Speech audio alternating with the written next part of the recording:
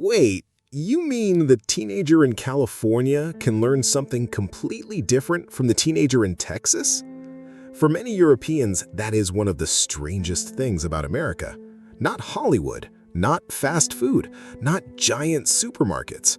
Sex education. Because from the outside, America looks incredibly sexualized.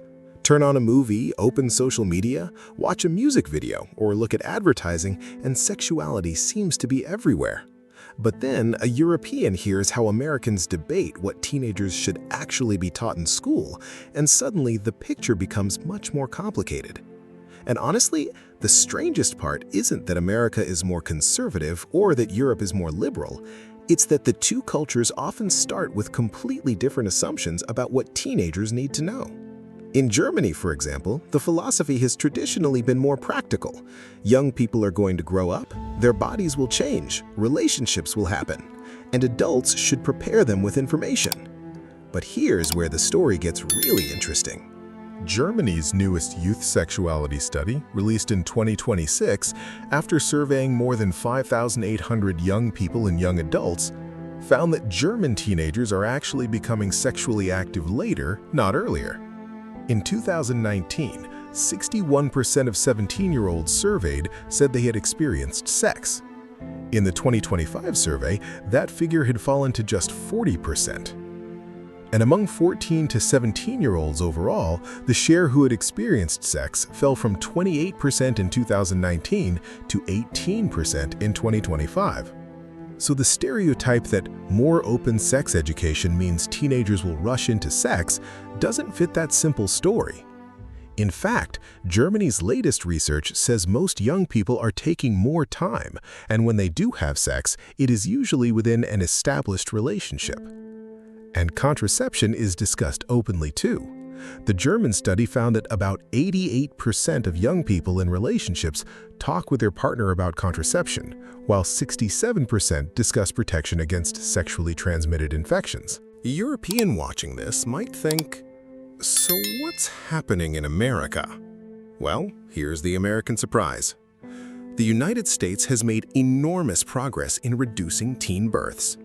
In April 2026, the CDC reported that the U.S. teen birth rate fell another 7% in 2025, reaching 11.7 births per 1,000 females aged 15 to 19, another record low. Since 2007, the teen birth rate for 15 to 17-year-olds has fallen 78%, while the rate for 18 to 19-year-olds has fallen 69%. So America clearly isn't simply failing. But then a European discovers something that feels very American. There isn't one national approach to sex education. According to Guttmaker's 2025 state policy analysis, 41 states and Washington, D.C. require sex education, HIV education, or both. But only 26 states require the education to be medically accurate. And 43 states plus D.C. require programs to cover or stress abstinence. In other words, America has 50 states and, apparently, 50 different opinions about where the birds and the bees should sit. That's the real culture shock. A teenager's education can depend heavily on where that teenager lives. And this is where the American contradiction becomes fascinating. America is surrounded by sexual imagery, yet discussions about sexual education can become deeply political. In 2025, states continued debating bills involving what should and shouldn't be taught in classrooms. Guttmacher documented legislation involving baby Olivia videos and restrictions on discussions of sexual orientation and gender identity. To many Europeans, that can seem bizarre. But then comes the part where Europe gets its own reality check. Germany isn't some perfect classroom paradise. In May 2026, German media reported criticism from Berlin students and experts that topics such as sexually transmitted infections, sexualized violence, and pornography were sometimes receiving too little attention in schools. And in another 2026 controversy, students aged 13 to 15 at a German school were given an assignment involving the design of a fictional brothel. The school stopped using the material after criticism from parents, and the education ministry said the issue needed to be reviewed. So even Germany is still arguing about where the line should be. And perhaps that's the most important lesson. The World Health Organization's latest 2026 guidance says comprehensive sexuality education does not increase sexual activity or encourage earlier sexual behavior.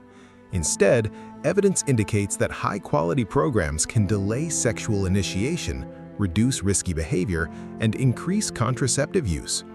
So the old fear, if you teach teenagers about sex, they'll have more sex, isn't supported by the evidence cited by WHO.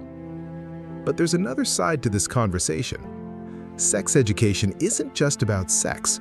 It's about puberty, relationships, consent, boundaries, health, responsibility, and knowing where to turn when something goes wrong. Germany's latest study even found that 64% of young people had experienced at least one form of non-contact sexualized violence, including things such as sexual harassment or unwanted sexual content online.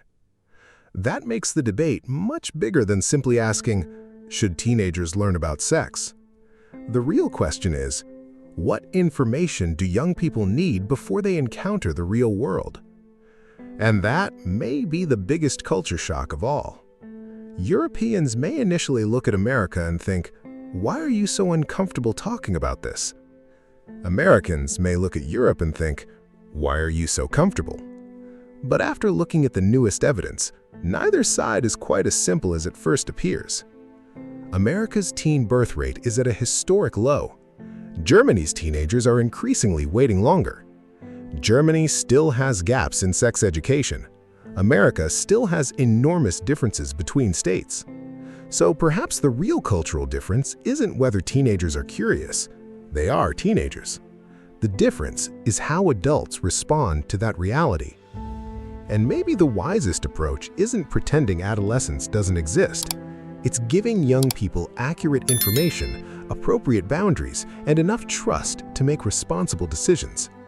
Because information doesn't give teenagers permission, it gives them responsibility. And perhaps that's why America's sex education feels so strange to Europeans.